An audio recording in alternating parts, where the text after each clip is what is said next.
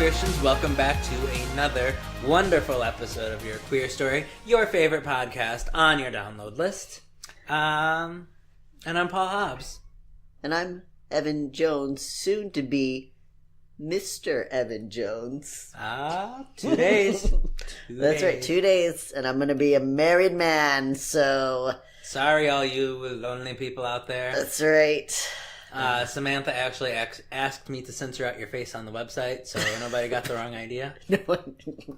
People can't see me anymore because I'm taken. Okay, You're it's fine. barred from all social media. That's right. We're getting a joint account. Oh, those are the words. Evan and Sam Jonesler. She won't let us combine our last names. I want to that. do Jones Taylor. Right? Jonesler doesn't sound that bad. No, that would be so unique. No, she won't do it. No. Sounds pretty. I like yeah, that. thank you. Yeah. We have a very special guest with us again this week. Once again. Yay, I'm here. So hi everyone, I'm Vima Manfredo, host of Down with No Particular Host, which is a camping podcast that has nothing to do with queer, except that one of the people camping is queer. So it is queer. It's queer and everything. Because I'm there. But That's other than that, we do reviews of campgrounds, and we talk about camping and everything you need to know about really glamping, let's be real. That's right. It's an RV camping. They're all fancy and you they're are camping. less likely to be assaulted by an axe murderer if you are in an RV. Exactly. Right. You can charge your dildos. Can you charge your dildos in your camper? Oh yeah, we have a 30 amp connection. I thought you were going to say like a 30, I don't know. Amp dildo? Hi, Vima. Everybody, party at Vima's camper. Party in my camper. Did you see me? I was like, oh, Jesus. So How did it get excited. so Because loud? we were screaming. It's Okay. fine. Alright. So just 30 amp service just means that you can run one AC, a fridge, and pretty much any other household appliance you can think of. Just not all of them at once. Well, So maybe leave the Hitachi one at home and bring the rechargeable smaller one. that's smart. There you go. That's it. There you go. So now you know, Christians, get yourself an RV that you can charge your dildo in. If you really want to go glamping, you gotta have that feature.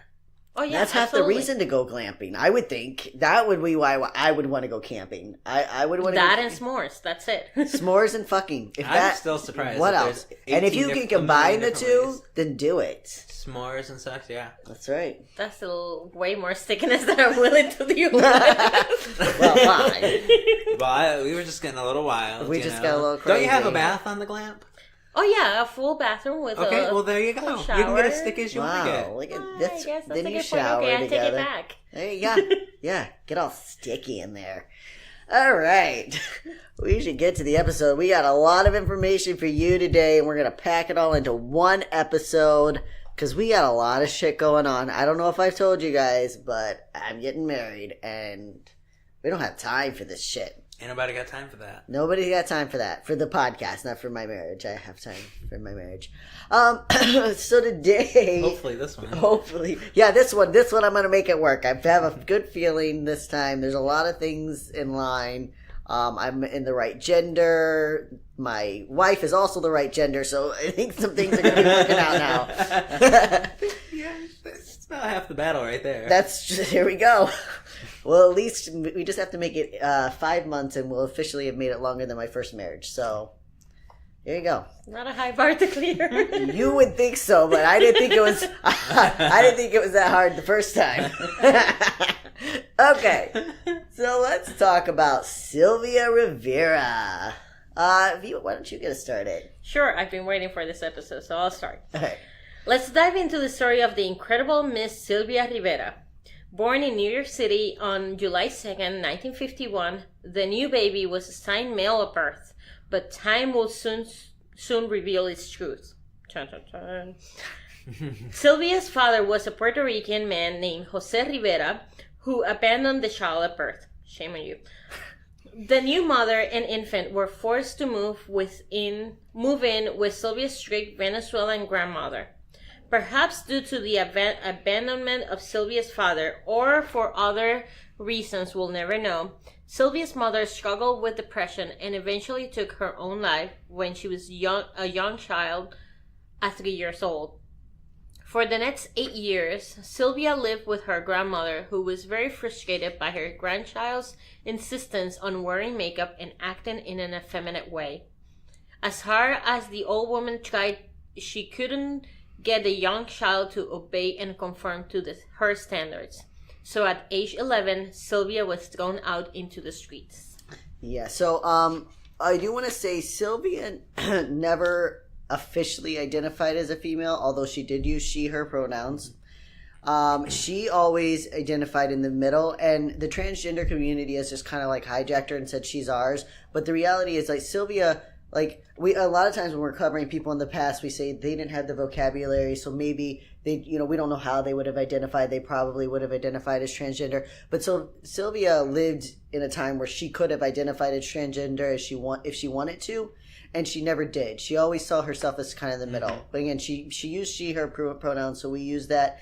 And she would call herself lady or something like that, but she also, on the other hand, she would always, say that she didn't fit in either box. So just saying that as we go forward. The streets of New York have never been a warm or safe environment for any individual, but especially not for a young Latin transgender girl in 1962. In order to survive, Sylvia was forced to turn to child prostitution, which sadly is a growing problem all around the world, with an estimated 10 million children forced into prostitution across the globe. And it's happened a lot in America too, so I don't think this is just other countries. This isn't all the foreigners. This happens right here in America. Yep. But like many homeless queer youths, Sylvia had no other options, and in the 60s she certainly didn't have any resources. So she did what she needed to survive, and along the way she met a group of drag queens who adopted her into their home and gave her the official name Sylvia. As a little girl grew into a fierce teenager, she watched her country erupt into a battle of civil rights. People of color were standing up, speaking out, and demanding to be seen and heard. Yeah, so when we're talking about the 1960s, there's so many civil rights movements that are happening at this time. Obviously, the one that's talked about the most is the African American civil rights movement. But obviously, feminism is taking off, the queer community is taking off, and the Latin American community is also having a civil rights movement, which doesn't get talked about that much. I mean, we'll talk about it some in this episode, but it gets overlooked a lot because it's following in the trail of Dr. Martin Luther King Jr. and he's assassinated, so. It's a big shadow to try to get away from, but there were a couple of different Latin civil rights movements going around. The Chicano movement, which was predominantly Mexican, and then the civil rights movements from the Young Lords. So there were a bunch of different groups in Latin America, Latin Americans in the United States fighting for their rights. So there's a lot to dig in there, and we can spend like 4 hours on that. Right. So as we've covered in several of our past episodes, the 1960s was an explosion of minority groups finally being recognized by their white peers in government. As I said before, I always repeat myself. Feminism was on the rise. Martin Luther King Jr. and other black leaders were marching in the streets. Gays and lesbians were coming out of the closet and living openly. While these groups often take the center stage when we talk about the 1960s, Latino or Latinx Americans were also leading the charge for equal rights. The 1964 Equal Employment Opportunity Commission and Economic Opportunity Act both aided people of color in finally being given a chance just toward a level playing field. But while these bills were a good start, they don't make up for 400 plus years of oppression and discrimination. And their passing certainly didn't erase the racism which pervaded the U.S. and was even proudly flaunted in many parts of the country. Still vastly flaunted in many parts of the country. Well, especially now, again. Yeah, and even the laws that the EEO Commission and the Economic Opportunity Act passed, those are still mocked to this day. Really? Like when you hear... I hear a lot because the work that I do is predominantly white male American. So I'm a minority at work. You hear a lot of he was what's that word? Positive action?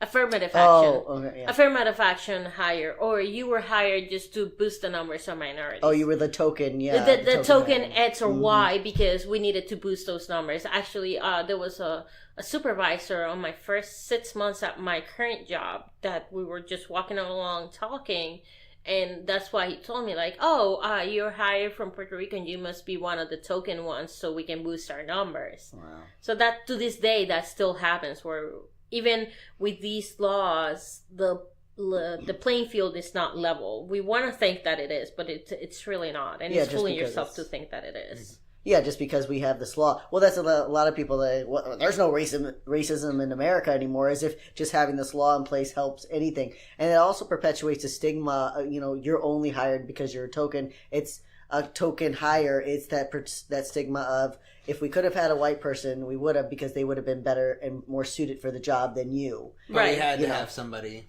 We had to fill that have role. a person of We color. needed to. Our numbers for people of color were too low, so we needed to hire 7 more people of color. So we hired you, and then you start feeling, if you let that get to you, and sometimes there's no option, you start feeling that imposter syndrome, where you feel like you don't belong where you are, and your work is not as important as everybody else's. So you start self-deprecating because you get these messages over and over again of, you're just a token hire, you're just boosting the numbers, you're just here so we get this financial aid from some tax cut or something like that. And these people will perpetuate that stigma around your profession, because your profession is not normally on people of color. So I'm an engineer, so it's not normal to see women engineers. It's not normal to see engineers of color. So when you go into work, it's like, okay, you're token minority for a number of reasons, and you start feeling like, so I am not important, my work doesn't matter, what I do is not valuable, and you start believing that, and then your work gets affected, and you don't get the promotions, you don't get the pay raises, and that's how you get stagnant and lose interest in the company, while every other white person in the company keeps going up in their normal trajectory, because they didn't have that little gremlin in the back just yelling at them saying, you're not enough. Yeah. So, yeah, like on top of all the work and obstacles you've already overcome, then you constantly are devalued. Yeah, exactly. So it's good that in the 60s we have these laws, but there's still a lot more work to do. Yeah. Right. We have to keep that in mind. But I'm No. going on my little soapbox here. No, it's important, and that, I mean, a lot of that is the podcast where we try to remind people, especially when we're talking about people with intersectional identities, that you've got to understand where folks are coming from. You have to understand that it's not enough to just say, well, we have our rights. If we don't, as a society, grow and evolve with those rights, it's not going to help us. It's not going to matter. Right. If we're still letting the stigmas hold us back, we're not really progressing, Yeah, exactly. So by the age of 12, Sylvia was on the front lines with her drag mothers, fighting against the evils of an all-white colonial patriarchy. I don't know what you were doing at 12 years old. Well, I know what I was doing. I was on the streets of Chicago trying to win the world for Christ. I was playing with my Barbies. I was playing video games. Yeah. But Sylvia's out there fucking fighting for civil rights. I didn't 12 even years want to old. get up for school, so... Oh, God. I wanted to get up for school. I liked school, but Because you were... little did I know I wasn't learning anything. So she learned from other queer people of color the necessity of standing against wrong no matter the cost. She also learned kindness and compassion, and as the years passed, she grew into a beautiful, strong, proud transgender woman. Again, I put that in there. But yeah. She didn't identify necessarily as transgender. Yeah. We don't. She identified as, okay, I say that. Go ahead. We don't know when Sylvia started identifying as transgender or a transvestite, the term she used but is considered offensive today. Yeah, she always called herself a transvestite. It's not an appropriate term today. She's Sylvia. She can call herself whatever the fuck she wants. Just in general, you shouldn't call someone a transvestite. But Sylvia always identified as a transvestite, and for her, that was a term that could kind of keep her in the middle between man and woman. She always felt in the middle of the spectrum, and so I think that's why she leaned more on the term transvestite rather than the term transgender, which, of course, transgender wasn't really coined until the 90s. So okay, go ahead. So you think if non-binary, how we know it today, would have existed in the 60s, she would have said, I am an NBE. Yeah, I think from the things that she would say, I think she would have identified as non-binary. She fought very hard for transgender rights, but the non-binary community was very much overlooked until very recently. Right. You had to be one of the three. You had to be. It took people long enough to wrap their heads around the fact that you might, like the same gender. Exactly. And then to try to convince them that people are transgender. And then to be on like, top of it, I'm in the middle. I see a variety of genders. I don't see gender. That was so much later. So I think that transvestite was her way of saying that she was non-binary. But I didn't put that in the script. So if you hear transgender, kind of flip it. I just didn't want to keep perpetuating the use of that word. Yeah, it makes sense because it's not a nice word now. So there's no need to perpetuate it. But that's the vocabulary that she had at the time to use, and that's what she used. So. Yeah. Good to know. So, even though she repeatedly faced backlash from others, even in the queer community for living openly, Sylvia never let that slow her down. To up her activism, she soon joined the Young Lords. The Young Lords began in 1960 as a Puerto Rican gang in Chicago.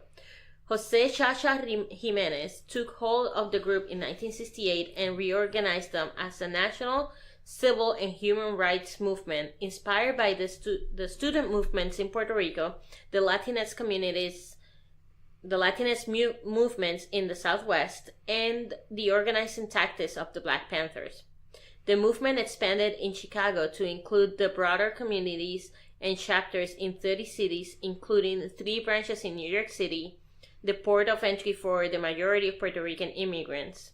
The organization created community projects similar to those of the Black Panthers, yet centralized around Latinos, such as the free breakfast program for children, the Emeterio Betances free health clinics, community testing for tuberculosis, lead poisoning testing, free clothing drives, cultural events in Puerto Rican history, and cultural events in Puerto Rican history classes. There was also work on prison solidarity for incarcerated Puerto Ricans and for the civil rights of Vietnam War veterans. And in New York City, the female leadership pushed for the Young Lords to fight for women's rights. They were just all over the place, right? You know, and they were. And I had never heard of the Young Lords before this. Before doing research for this episode, had you heard about them? I heard about them briefly. I wasn't sure of what exactly they did in the 60s because they were associated at first with a gang and because they model after the student riots in Puerto Rico. Okay. So there's a thing in Puerto Rico. We had a lot of riots. We had a lot of uprising against the imperialists of Spain and then of the United States. But a lot of that got squashed by propaganda of they are the evil ones. The ones that are rioting are the evil ones. Mm-hmm. And there were a lot of laws that prohibited that kind of nationalism or patriotism to be Puerto Rican during this time. So their image was squandered so much. So I imagine that the Young Lords got wrapped up into that as well. So for the longest time, for example, the Puerto Rican flag, it was illegal to fly it. You could only fly the American flag. It was illegal? It was illegal to fly the single star Puerto Rican flag. But you can fly the Confederate flag. That was yeah, you can fly that because who cares about that? Yeah. But for the longest time, it was illegal to fly the Puerto Rican flag. Wow. And it was in a way Puerto Rico? In Puerto Rico or anywhere else. Wow. Yeah, anywhere else, but I was just like, but in Puerto Rico, it was illegal to fly the Puerto Rican flag. And it's national pride, but not in the way of everybody else is evil, but more of this is our land, this is where we belong, this is who we are. And that wasn't allowed. The student riots, there were different riots that happened around the universities in Puerto Rico. We have a big network of universities that are state-run. And there were a couple of student riots that were rebelling against the colonialism of the United States and how they oppressed the culture of the Puerto Rican people. The same way how I can speak English very well is part of the reason, is part of that side effect of the United States invading Puerto Rico and squandering the Puerto Rican culture to bring this Americanized version. Wow. So they introduced English to the schools by prohibiting Spanish. They introduced Santa Claus by prohibiting the Three Wise Men. And we lost a lot of our culture on that transition. culture that was already an oppressed culture because it was Spain, and Spain was oppressing us, and we were originally Native Americans as well, but that's a completely different podcast. But that was 400 years of history that they were just completely squandering because it's not white American, it's Spanish, and that's bad. Wow. So that's how when you mentioned the student protest, that's part of that culture in the 60s of trying to protest against the colonialism of the United States in the island, and then getting squandered and not being able to do that. So a little bit of history about Puerto Rico. Yeah. So enjoy, read more. Couple questions. Yes. Just so no, I guess statements, because I mean when we covered Two-Spirit Individuals in kind of a Native American history a couple weeks ago, and it's like that same thing where like we went into Native American groups and we just said, no, you can't speak your language anymore, you can't do this. We forced them into our schools. So the same thing, like we colonized Puerto Rico that was already colonized. Yeah, it's like recolonizing something that was already colonized. Wow. So we had the island before Christopher Columbus came and ruined everything. Came and massacred everyone. And yeah, pretty much. History. Yeah. And he never actually stood foot in the United States, which is fantastic because everybody here is like, "Oh my God, Christopher Columbus Day." We have Columbus. Yeah. Columbus I don't know Day. if you know this, but he brought prosperity to this land. That's right. Yeah, absolutely. He got Even though he all- didn't even touch the He got all land. the Native Americans together with the Pilgrims when they had a big feast, and they all brought turkey and corn And then suddenly bread you and had disease. cities. Yeah. And Yeah. done. Yeah. So before the Spanish came to the island, there was a big Native American or Native Puerto Rican at this point population there. Yeah. But since it's an island, it pretty much got wiped out. Although there's some debate now whether or not it got wiped out or it got erased by documents. There's a new study that came out that said that around the 1900s, when they started doing the census, they eliminated the word for Native American in the census. Wow. So now you had no way of identifying yourself. Of course. So suddenly there were no more Native Americans. They just because it was disappeared. not on the paper. Where'd they all go? Yeah, it's just gone. So there's a theory that all of the remaining, which wasn't a lot because diseases and all that and slavery, the remaining population of the Native Americans in Puerto Rico got lumped into you're just Puerto Rican and that's it. That's the end of it. Wow. Because they stopped counting them on the census. Yeah. So, Jesus Christ. yeah. Wow. White people are dicks. I tell you what. Yeah. Yeah. Yeah. Also, can you imagine if they actually made the Confederate flag illegal in the South? Oh, they would literally try to separate again. Oh yeah, They'd be like, would- well- Civil War 2.0. exactly. Exactly. You're not gonna tell us. You're gonna tell us we can't fly this racist flag.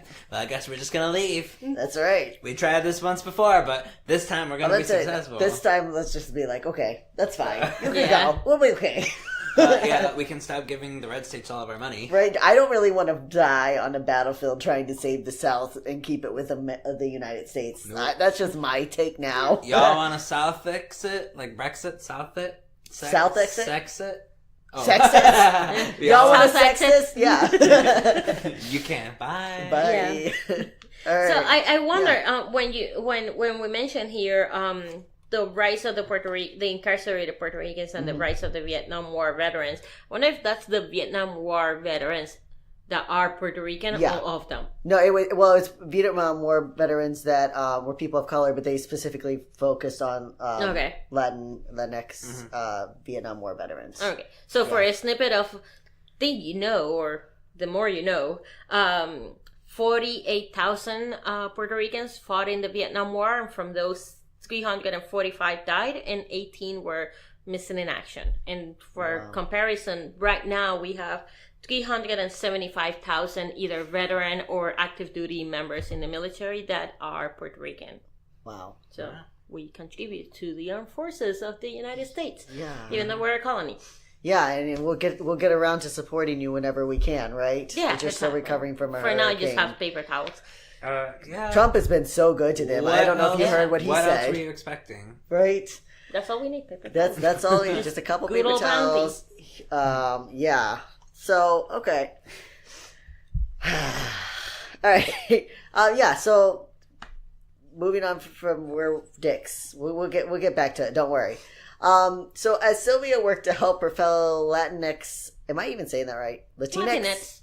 I say Latinx. Okay. It's kind of bastardization of the word that I like, but I just say Latinx. Okay. It rhymes. It sounds pretty.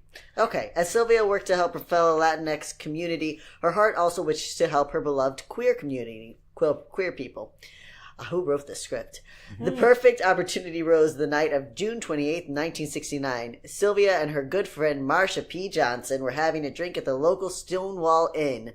Sylvia had befriended the drag queen a few years earlier when she approached Marsha on the street. The young woman was inspired by the older black queen and struck up a conversation with Miss Johnson. Marsha soon invited Sylvia to dinner. They had spaghetti, by the way. And a friendship was formed that would last forever. To eat and drag. I guess. I don't know. Why? Why? What do you have on your lips? Tons of lipstick and makeup. You can eat pasta if you know how to twirl. Yeah, but you don't want to get... If you spend like hours on your face, the He's last a thing you want slurper, to do Yeah. is get sauce on your face. Paul does really heavy drag. When he does drag, the few times he's done it, it's very... But I don't know. David, I guess, does heavy drag, too. Yeah. I guess drag you queens just swirl do. and you have a full bite. You don't have to get the red sauce all right here. Maybe I don't know how to properly. Maybe eat. they didn't give a fuck. Yeah. That's also. I just don't eat spaghetti. I just eat any other shape. Yeah. Salsa. So that night, the two men were at the bar actually celebrating Marsha's birthday, and no doubt laughing together and sassing the bartender because they both had very sassy, fun personalities. We covered Marsha in our episode 4. The audio's a little rough, but she was fun to cover. We're trying to get a little better. We're working on it. Get out of my head. I will never get out of your head. Late in the evening, the New York Police Department raided the bar and began harassing the customers. The one customer and Marsha, especially the drag queens and anyone considered cross-dressing. At one point, someone threw a shot glass at a mirror, which it was believed that Marsha was the one that threw the glass because Marsha. Yeah. And the raid erupted into a riot. Sylvia will later say in an interview that she turned to her friends as the riots began and said, "I'm not missing a minute of this. It's the revolution." She also said that night, "We were the frontliners. We didn't take no shit from nobody. We had nothing to lose." The Stonewall Inn riot, which lasted about 5 days, were possibly the most significant event in the U.S. queer history. It officially launched an all-out LGBT rights campaign, and at the forefront were Sylvia and Marsha. Yeah, you can't. I mean, whatever the catalyst was. I mean, most people believe it was Stonewall Inn riots, but we all know that was like. And we'll do a deep dive of all that when eventually. We always say we will, but we're going to. We should try to do it this June. We should try to do it this June. But you know, and again, like we said in our last episode on Jose Julio Seria. Yeah, we talked about how like people of color were at the forefront of the movement because they had nothing to lose, really, honestly, and they knew what it was like to be openly discriminated against, and they couldn't hide. They could hide their identity in the closet, but they couldn't hide the color of their skin. Right. You know, they had no chance. So exactly. Get that good old white American boy treatment. That's right. While Sylvia was happy to be a part of marches and parades and riots, she understood that more basic needs had to be met first. Homelessness among LGBT youth was rampant. Because of the lack of resources, we do not have statistics on these issues in 1970 like we do today. Yeah, like today you can go to a bunch of websites and you can look up what the statistics are. And I tried to look up stats from then, and they're like, no, we didn't cover queer people in the 70s. It didn't matter. So. But with the anti-gay climate in the country and the overwhelming lack of education resources, it is safe to say that any young people brave enough to come out would have a tough time finding a place to live. And this was especially true for transgender youth. So at age 19, Sylvia founded STAR, which stands for Street Transvestite Action Revolutionaries, and she asked Marsha to join her as vice president. 19. Is still just fucking kicking ass. Mm-hmm. She did more in like her first 25 years than I have in my 30 years, and I probably will in my 60 years. Yeah, she's done more than I will ever do. You ever intend to do. Right. Some of the people we've covered, Yeah. like Josephine Baker, Oh my Marsha God, she's Johnson, all of these people, I'm Josephine like... Baker alone is like, oh my God, what am I doing with my life? Other than Exactly. sleeping? She's exhausted. I was like, God, have a fucking seat, lady. Right? Yeah. What are you doing? Do you What do you have sleep- to prove? You know what? There wasn't ZQL around when she was, doing her Yeah. thing. She probably just was like one of those people who couldn't sleep, and she was like, you know what, I might as well use this time productively. There you go. I don't know how she could have done it all. She I must know. have slept like 2 hours a night because... If that, yeah. I was exhausted just reading about her story. Yeah. Like, oh my God, just sit down for a second. I know. It was ridiculous. Anyway, Starr offers services and advocacy for homeless queer youth and fought for the Sexual Orientation Non-Discrimination Act in New York. Sylvia was so insistent on the inclusion of drag queen and transvestite concerns added to the bill that she was famously arrested after scaling the walls of City Hall while wearing full makeup, a dress, and heels to crash a closed-door meeting on the bill. All right, gentlemen, and we could all sit down, and all of a sudden he's like, hello, it's Sylvia. You need to add this to the bill. I wish there was like a YouTube video of this. Oh, if this had God. happened now, it would have been a viral video. It Could you would've. imagine? Like, just the sight alone. She's just scaling the wall. Exactly, just crawling up. Take your shoes off. Why are you climbing in heels? I don't know. Just amazing. When the law eventually passed in 1986, Like it did 20 not years later. contain Yeah. did not contain language to protect those who did not fit neatly into the Main Street movement. When Sylvia learned of this exclusion, she famously responded, "Hell hath no fury like a drag queen scorned." It's the truth. Yep. So for most transgender and non-binary youth, and especially people of color, Starr was the only safe haven they had. Their first home was the back of a trailer truck seemingly abandoned in Greenwich Village outdoor parking area. Okay. A step up from sleeping in the doorways. And Sylvia and Marsha were quickly able to gather together about 24 young street transvestites. The ground rule in the trailer was that nobody had to go out and hustle her body, but that when they did, they had to kick back a percentage to keep Starr House going. Marsha and Sylvia made sure the rent was paid, and the residents would pitch in to buy and cook meals, keep the place clean, and help each other survive. It's very beautiful. Yeah. I mean, it's a horrible wait. situation to Yeah, have to but go the way- through, but yeah. like the community coming together is very beautiful. Yeah, it is. An article from the blog The Spirit Was wrote a story about the house at this time. One morning, as Sylvia and Marsha were returning with breakfast, they froze when they realized the trailer was moving. Apparently, somebody had reclaimed it and was driving it off, not realizing that some 20 queens were asleep inside. As Sylvia and Marsha watched, dumbstruck, the young queens, apparently awakened by the startup noise, started to jump out of the back of the truck. But was anyone still inside? We're standing there like two yentas. What's that? If you look up the definition, it's actually a Yiddish word. It means like old ladies that gossip a lot, but it has a very backbone of being very insulting for okay. other people. But it's like a Yiddish insult. Okay. So Sylvia later recalls, I mean, we're talking about two crazy women. Oh my God, the kids. Oh Lord Jesus, please don't take the children. Two crazy children! women, hysterical, and in full drag. Just Can you- running down to the sky. oh my God, the children are driving away. And I can just imagine the guy in the rear view mirror, like, what the fuck? Like, Exactly. trying to get out of there. Joe didn't tell me there were going to be people in this thing. People jumping out, and then Marsha And and Sylvia running down at it. after him. Think about the children. Oh my Oh my goodness. God. Also, I love that they just found this abandoned trailer and they're like, we're going to fucking take this. This is ours. This is our house now. That's right. The queen soon moved into a new home, this one without wheels, and set up the Starr House again. And while this was just the kind of organization New York needed, surprise, surprise, it didn't sit well with the mainstream white gay and lesbian movement. In an article on Besa.com, or Besa.com? I don't know. BESE.com. I just call it Besa. All right. Besa.com author Giselle De Fares wrote, Rivera stood out wherever she went. She was magnetic, loud, and demanding. In the 1960s, most gay organizations were made up of white middle-class gays in groups such as the Gay Activist Alliance, GAA. Historian and biographer Martin Doberman notes that on the friction that Rivera's presence brought in the mainstream gay movement. A Hispanic street queen's transgressive being produced automatic alarm.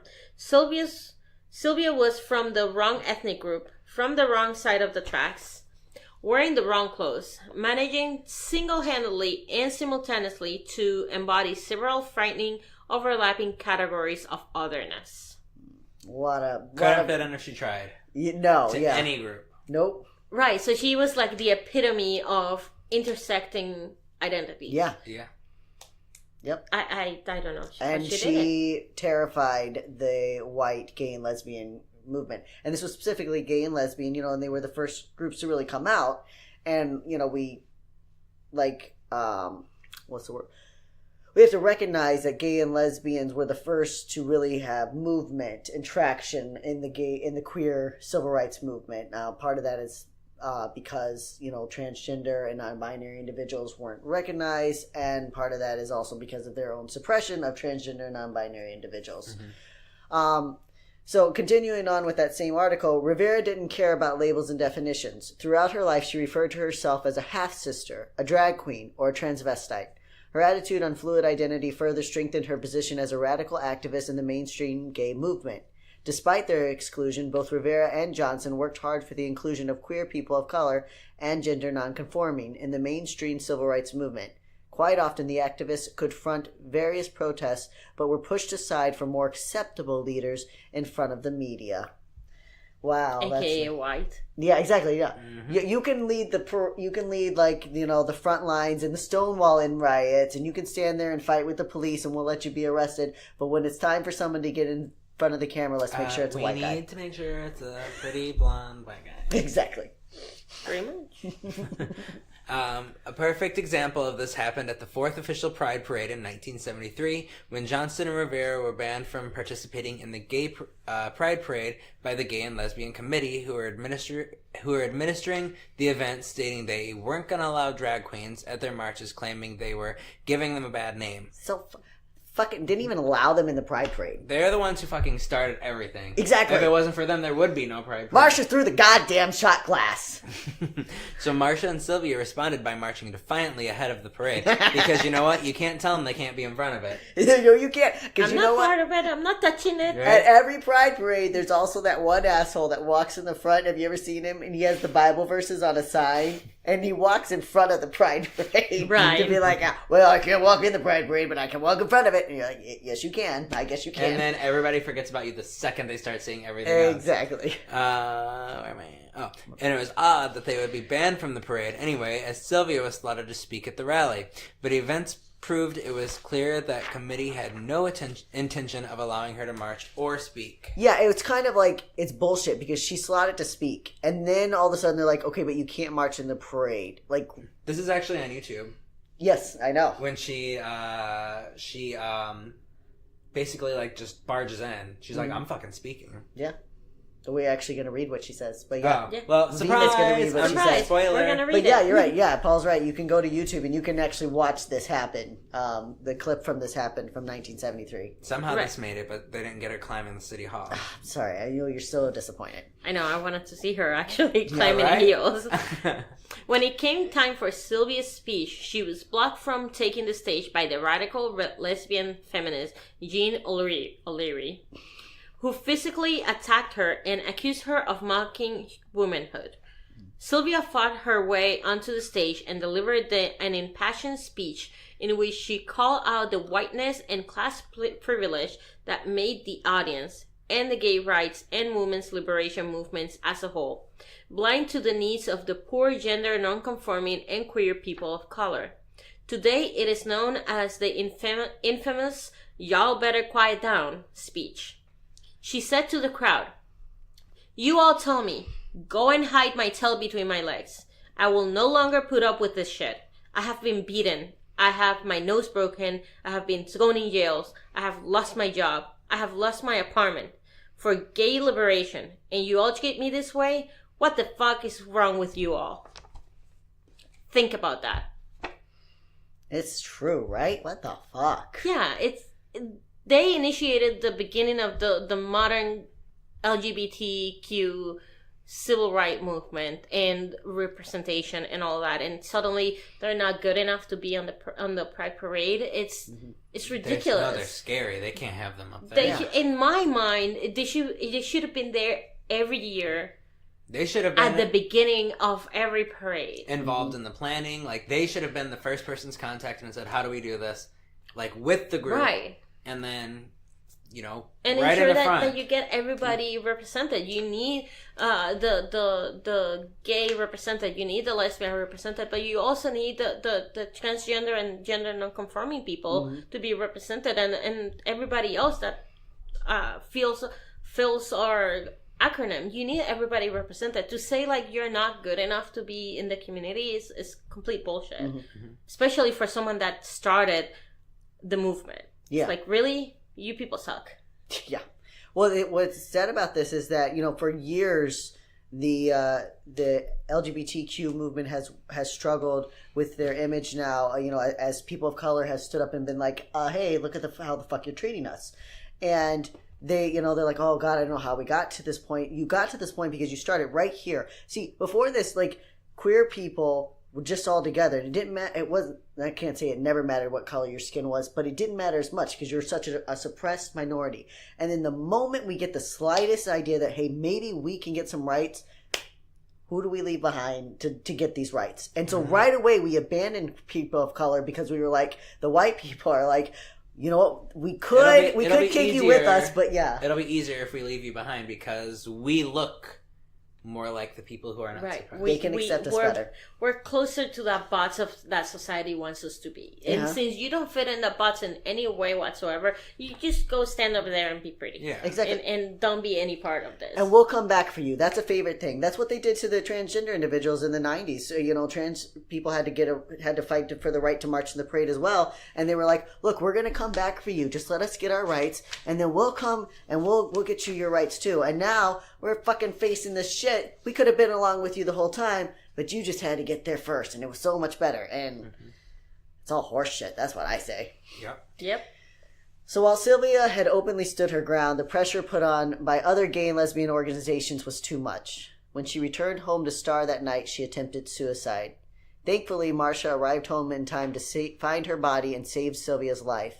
After the attempt, Sylvia shut down Star House and left activism for the next 20 years. 20 years she drove this person away because...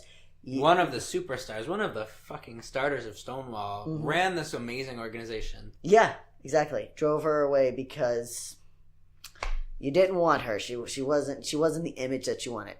During this time, she continued to struggle with homelessness as well as a lack of employment. But the worst enemy was addiction, which reared its ugly head and pulled this beautiful person into its claws. And we say person because Sylvia never actually identified as a woman, as we've said, and though she did use the pronouns she and her. And as I said earlier, I'm just repeating where transgender activists have taken her as their own, but she would probably better fit as non-binary.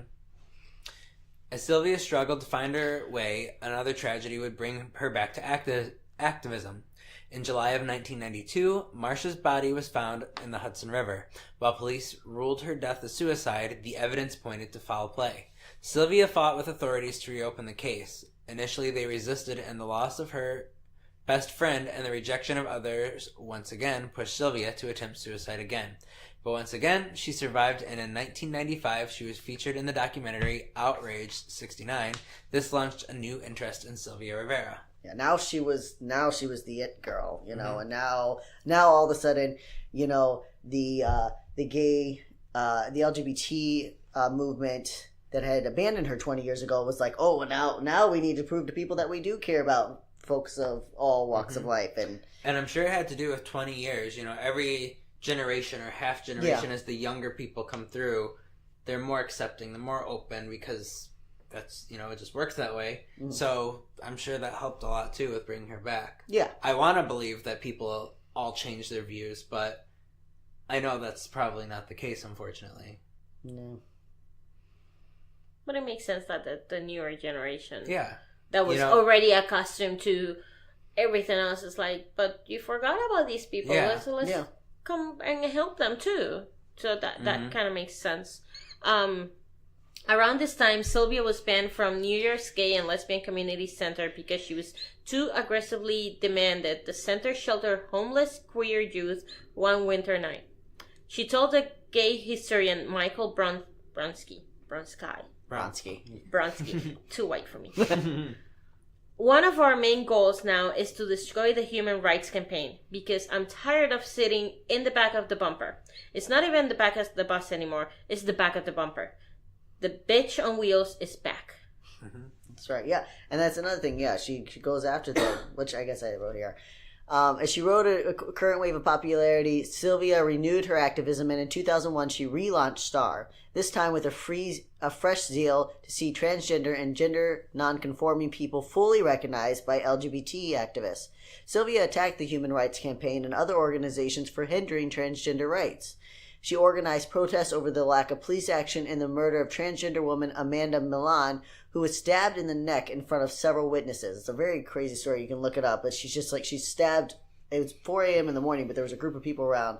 And this guy starts harassing her. She tells him to, like, fuck off. And he walks away, and another guy comes up, and he's like, hey, I have a knife. And the guy grabs the knife and turns around and stabs Amanda in the neck. And the police are just like, it's just a trans woman. Sylvia... Yeah, right? Sylvia also volunteered at a local food pantry and continued to advocate for inclusion for all queer people in LGBTQ plus rights. It's me? Yep. On February 19th, 2002, Sylvia Rivera passed away due to liver cancer. She was cremated and her ashes reside at the Metropolitan Community Church of New York in Midtown Manhattan, where she attended services and worked in the food pantry. In honor of her legacy of working on behalf of the homeless queer youth in crisis, the church opened Sylvia's Place, a shelter for homeless LGBTQ youth, and renamed their food pantry the Sylvia Rivera Memorial Food Pantry. Never one to hide in the shadows, at Sylvia's request, her ashes made an appearance every Sunday to attend Mass with her chosen family and her many children. Yeah. That's kind of interesting. Yeah. Writer Jeffrey J. Iovani wrote on Medium.com about the intersectional identity of the Latin American queer gender activists and the ways our queer community as so often fail people of color and marginalized identities. The embrace of Rivera and Johnson by mainstream gay rights leaders only after their death shows the movement is not and has never been for all members of the LGBTQ community equally. This newfound celebration of their legacies ignores the ways poor street queens of color were undermined by the right gays movement. Sylvia and Marcia were not given the resources by society at large or the movement to achieve their full potential as revolutionary leaders.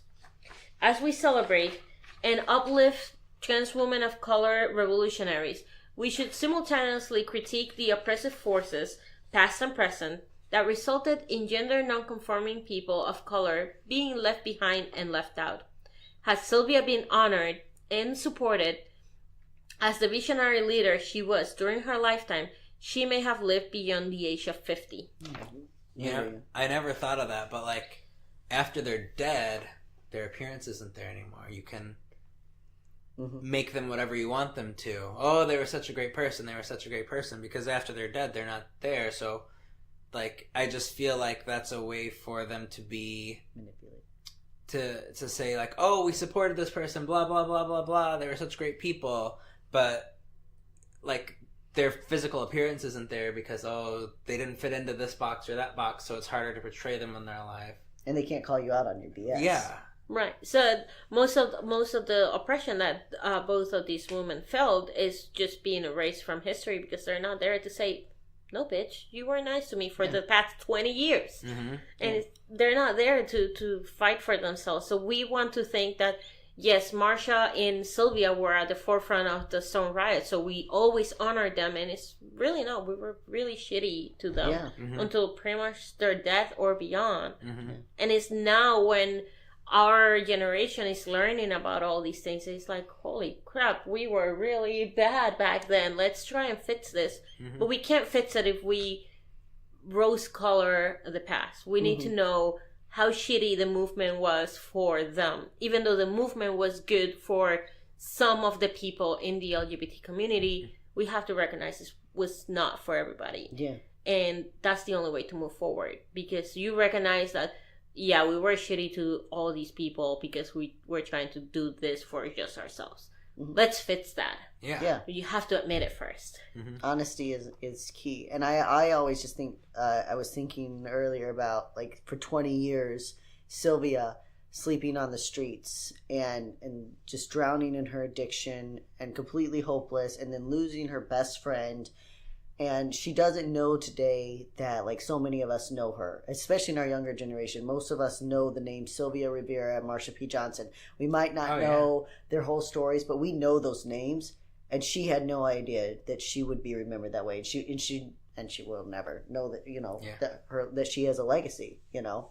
And so it's great that we're remembering her, and it's great that we're telling the story, but, you know, as the author wrote, like, how much better it would have been if we could have honored her during her life. She probably would have lived past 50. She lived to 51 years old, you know.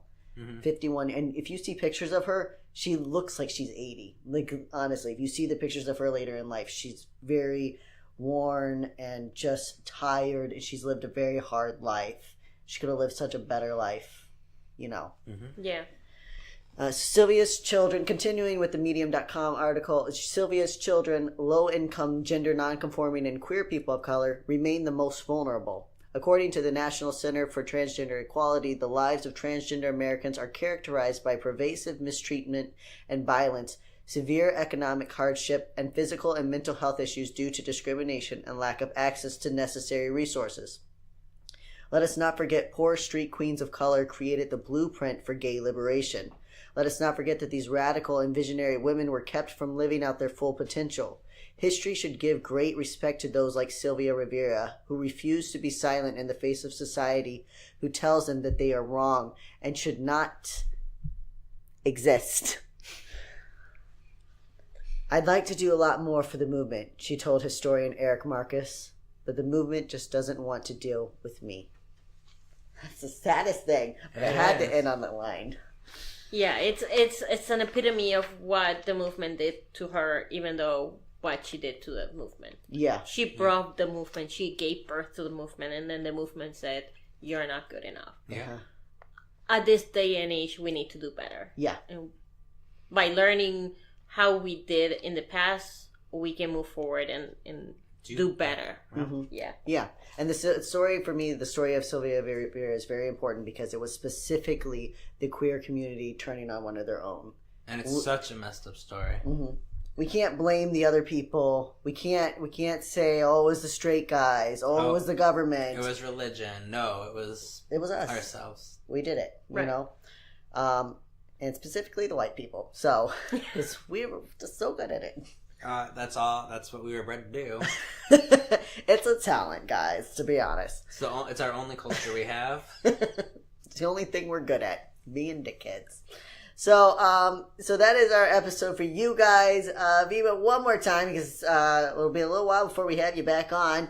Plug your podcast again, please. Right, it's Down No Particular Road. You can find it at buzzsprout.com/Manfredo or any other place where you can find downloads of podcasts. We pop up anywhere. So Down No Particular Road.